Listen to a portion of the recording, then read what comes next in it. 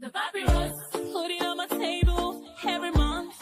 I don't wanna be sad. Don't even try to hide it. No, I don't wanna lose it. And you say how it is, it's so inviting. The papyrus, we're all so alive. The papyrus. Hello and welcome to the Papyrus TV News Update. The headlines. Nigerian pastor acquitted of rape and human trafficking charges in South Africa after 8 years. Adamawa senator claims judicial banditry led to his Senate loss. Showore claims President Tinubu is in France for medical care. ICPC launches accountability program for local governments in Nigeria. UK-based Nigerian doctor plans non-invasive treatment for prostate health in Africa. APC dismisses Peter Obi's critique of Tinubu administration. Eche leaders call for investigation into allegations against Fubara. The details. A high court in the Eastern Cape Division of South Africa has acquitted Nigerian televangelist Timothy Omotosho of all charges related to the rape of young women in his church. Omotosho, along with his co-defendants Lusanda Sulani and Zukiswa Sitho, faced a total of 32 charges concerning rape and human trafficking. The judge, Irma Schumann, ruled that the prosecution failed to meet the burden of proof, noting the lack of cross-examination during the trial, which she described as superficial. Despite the testimonies from several young women who accused Omotosho of luring them to his home and molesting them, the judge emphasized that it was the responsibility of the prosecution to prove guilt beyond reasonable doubt. Following the ruling, the National Prosecuting Authority (NPA) stated that it would review the verdicts to determine any possible next steps. Omotosho is set to be deported to Nigeria immediately after the judgment. Meanwhile, Elijah Ishaku Abo, a former senator representing Adamawa North, has alleged that he lost his seat in the 10th Senate due to what he called judicial banditry. Abo accused the judiciary of manipulating the outcome of the 2023 election, claiming that his seat was taken unjustly. He criticized the court for cancelling election results in 2 local government areas without ordering a rerun, calling the decision a coup against democracy. Abo also alleged that the judge was pressured to rule against him. Despite petitioning the National Judicial Council (NJC), he voiced his frustration at the lack of accountability within the judicial system. Abo has also suggested that the NJC be dismantled and replaced with the Nigerian Bar Association (NBA) to hold judges accountable. Continuing, Omoyele Showore, human rights activist and former presidential candidate, has claimed that President Bola Tinubu has traveled to France not for a working visit as officially stated, but for medical care. Showore expressed concern over what he described as misinformation and the repeated absence of clarity about the president's health. While the presidential spokesman Bayo Ononuga confirmed that Tinubu's trip is for a working visit to evaluate his administration's progress and strategic planning for the 2nd anniversary of his administration, Showore questioned the transparency surrounding the president's travels and health. In other news, the Independent Corrupt Practices and Other Related Offences Commission (ICPC) is set to launch the Accountability and Corruption Prevention Program for Local Governments (ACPP-LG). The program aims to improve financial management, transparency, and proactive disclosure at the local government level.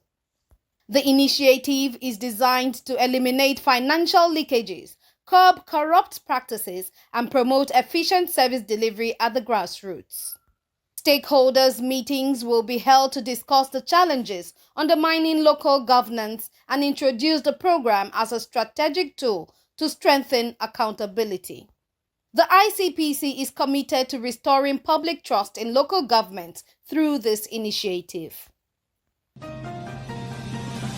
Moving on, Professor Kingsley Ekweme, a UK-based consultant urological robotic surgeon, plans to introduce a groundbreaking non-invasive treatment for enlarged prostates in Africa.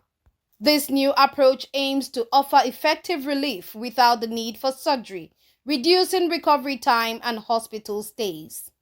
Ekweme, who has previously led Nigeria's first robotic prostate cancer surgery, is also working on advancing kidney cancer, bladder cancer, and benign prostate enlargement treatments in the region. He emphasized the importance of training local surgeons in robotic and minimally invasive procedures, calling on the government and healthcare institutions to facilitate partnerships for advanced surgical training. This move could position Nigeria as a leader in medical innovation across Africa. Furthermore, the All Progressives Congress (APC) has strongly rejected the criticism made by Peter Obi, the Labour Party's presidential candidate, regarding President Bola Tinubu's administration. The party accused Obi of making a series of misleading and baseless claims driven by frustration and election failure-induced hangover. In a statement, the APC's National Publicity Secretary, Barrister Felix Morka, criticized Obi for attempting to undermine the administration's economic achievements, such as stabilizing the foreign exchange market, reducing inflation, and increasing oil production. The APC emphasized that while the Tinubu administration has made significant progress in boosting Nigeria's economy, Obi continued to focus on transient difficulties, framing himself as a frustrated political figure. The statement pointed out that opposition politics should be based on constructive criticism, not unwarranted attacks aimed at misleading the public.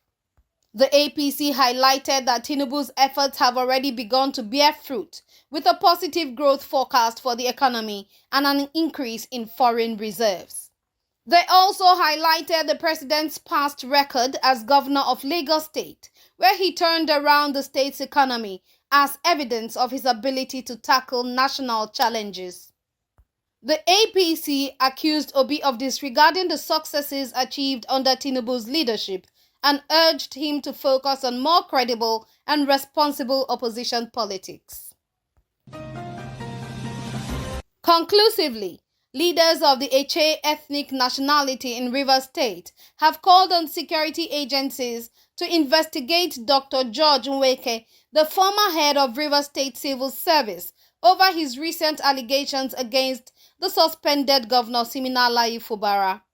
Nweke had accused Fubara of deliberately demolishing the House of Assembly building to avoid impeachment and implicated the suspended Chief of Staff, Dr. Edison Ehie, in the act.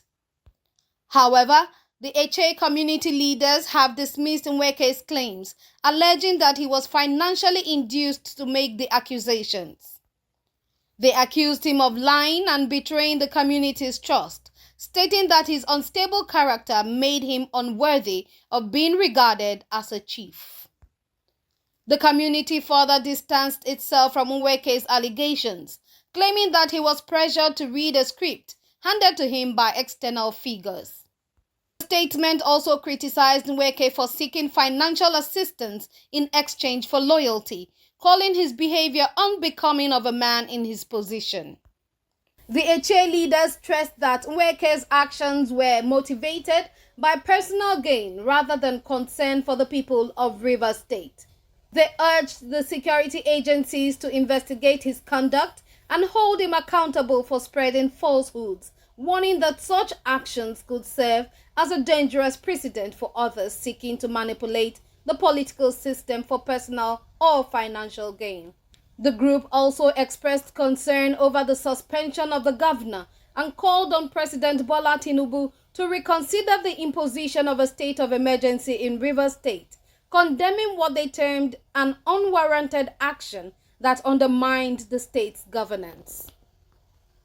The papyrus, put it on my table every month.